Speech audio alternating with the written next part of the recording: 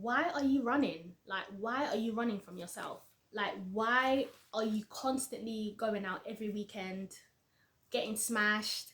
Like, you're constantly going, getting drunk, blacking out. Like, what are you running from? Like, it needs to get to a point where you sit down and you say to yourself, why am I running and what am I running from? Because if you're going out every weekend, you're getting drunk every weekend, and your pockets are being affected, you feel like you're constantly drained, you need to just have a conversation, okay? Like, personally for me, I was constantly out.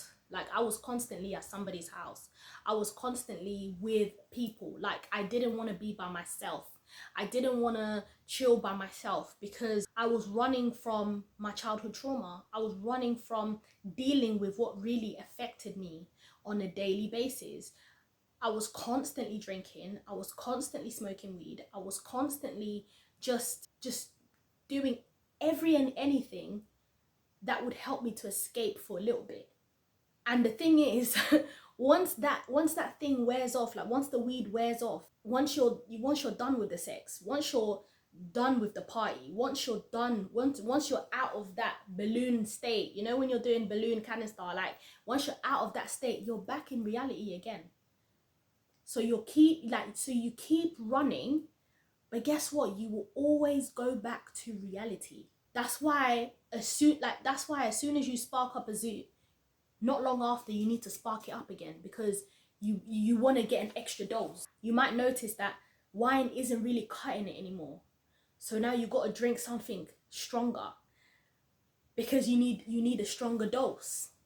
You need a stronger dosage for whatever issue that you're running from.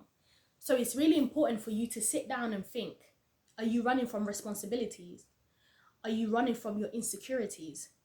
Are you running from something that someone said, or something that someone did, or something that you did? It gets to a point in your healing journey, in your self-development, self-healing journey, it gets to a point where you have to look at yourself in the mirror and tell yourself the truth. And only you know that truth. Only you know that truth. Only you know what it is that you're running from. Only you know why you can't be by yourself. Obviously, there's also another side to that, where it's like you could be running from suicidal thoughts.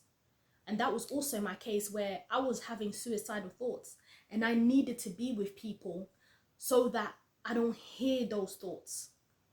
If that's the case that you're running from suicidal thoughts, seek counseling, seek therapy. Speak to someone around you, someone that you know you can trust, and really start to deal with the root cause, because you can run and run and run and run and run, but you will always come back to reality.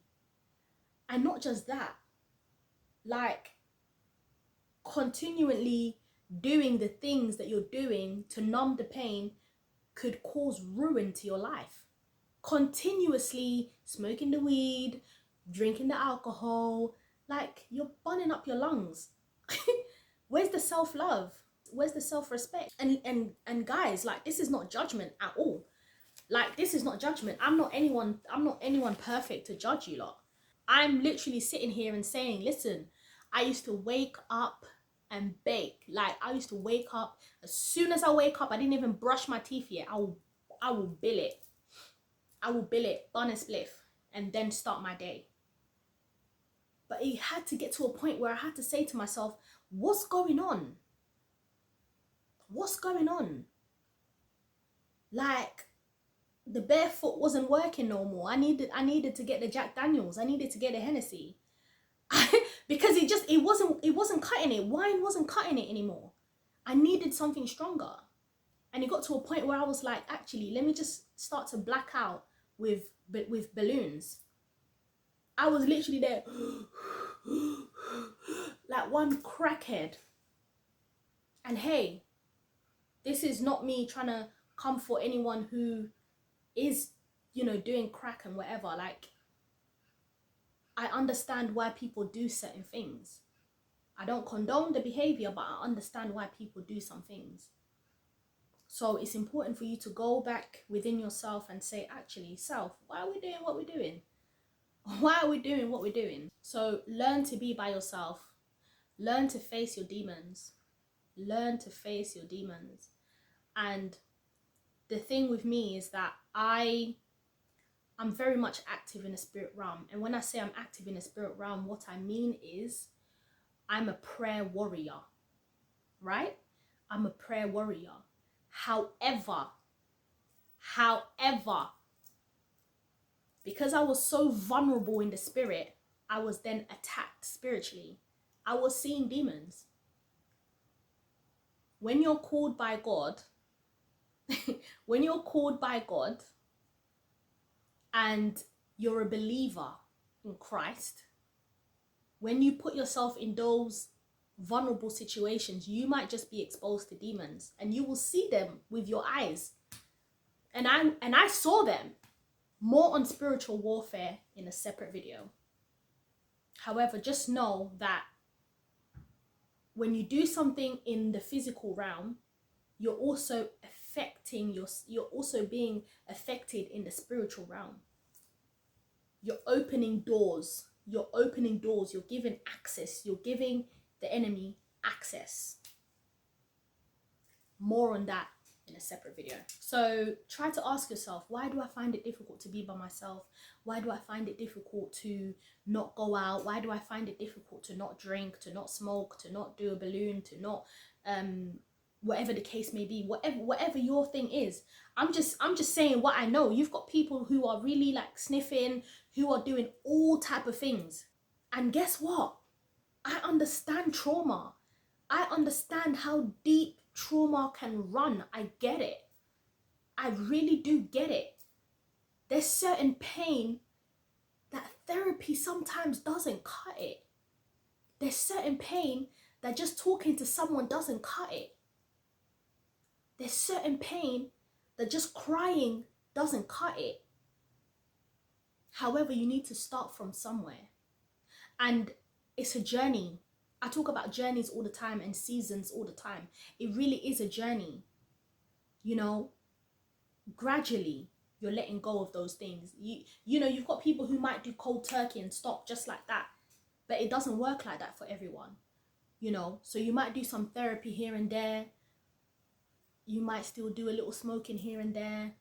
But as you're going, you know, you need to constantly be speaking life. I'm not yet where I want to be, but I'm not where I used to be. And every day you're making changes. Every day you're going through that healing process. And healing isn't always nice. Healing can be really nasty, really disgusting. Like I'm talking crying with bogies and like you're really like just yuck.